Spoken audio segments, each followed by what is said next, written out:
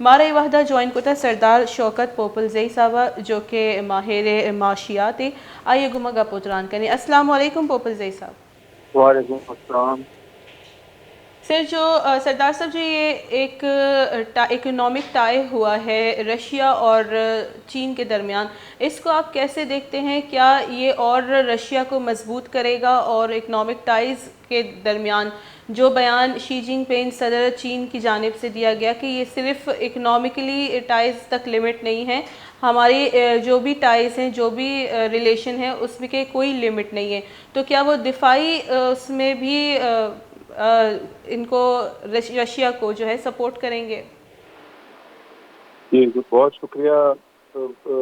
ये strategic changes हैं पूरी दुनिया के अंदर, खासकर ये जो ईस्टर्न ब्लॉक है इस तरफ और रशिया और चाइना का क्लोज आना, ये कोई नई बात नहीं है, क्योंकि स्ट्रेटेजिकल चेंजेस की वजह से वेस्ट और ये जो कम्युनिस्ट ब्लॉक है इनमें बहुत बहुत टिल्ट हुआ है। टिल्ट मीन कि रशिया और चाइना बहुत फास्ट एक दूसरे के साथ आ गए।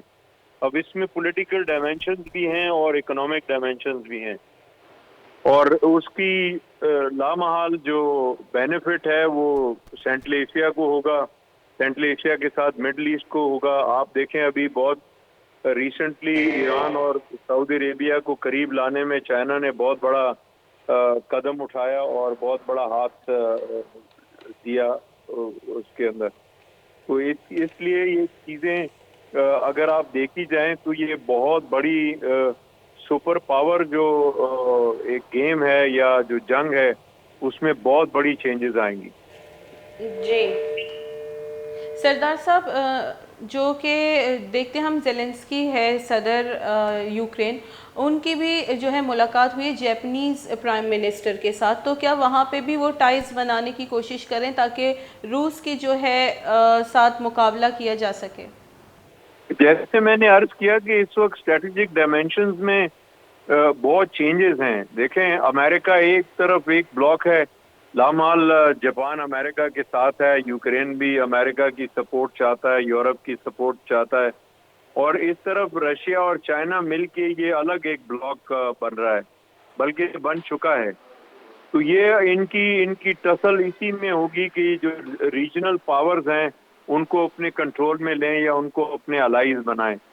तो मैंने जैसे पहले अर्ज किया कि आपने देखा उसमें चेंजेस आई कि डिकेड्स ओल्ड एक राइवलरी थी जो ईरान और सऊदी अरेबिया के अंदर, वो डिप्लोमेटिक टाइज के अंदर वो ख़त्म होती हुई नज़र आ रही है।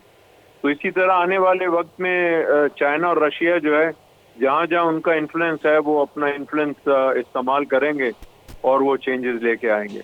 सरदार साहब, इसके अलावा हम देखते हैं कि जो सऊदी और ईरान के दरमियान भी एक सालसी किरदार अदा किया गया चीन की जानिब से, तो क्या यहाँ भी वो किरदार अदा किया जा सकता है चीन की जानिब से ताकि ख़ित्ते में अमन आए? क्योंकि जो ये जंग चल रही है उससे इकनॉमिकली दूसरे मुल्कों में भी बहुत इसका असर पड़ रहा है।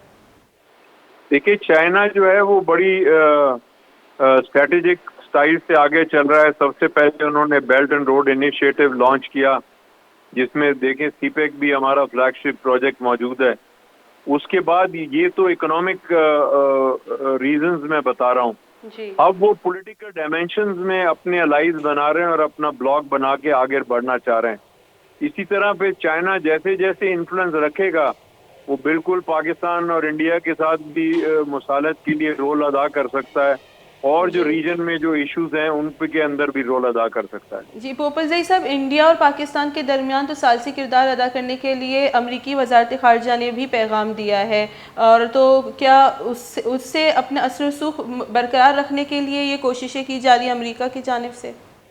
जी जी बिल्कुल, मैंने अब आपको रिपीट कर रहा हूँ इस बात को कि ये इस वक्त विजिबली दुनिया के अंदर दो सुपर ब्लॉक्स हैं, एक चाइना और रशिया, दूसरा अमेरिका और यूरोप। तो ये अपना अपना इन्फ्लुएंस बनाने के लिए तमाम ट्रबल्ड एरियाज में अपनी पेशरफ्त करेंगे। जी बहुत बहुत शुक्रिया पोपलजई साहब।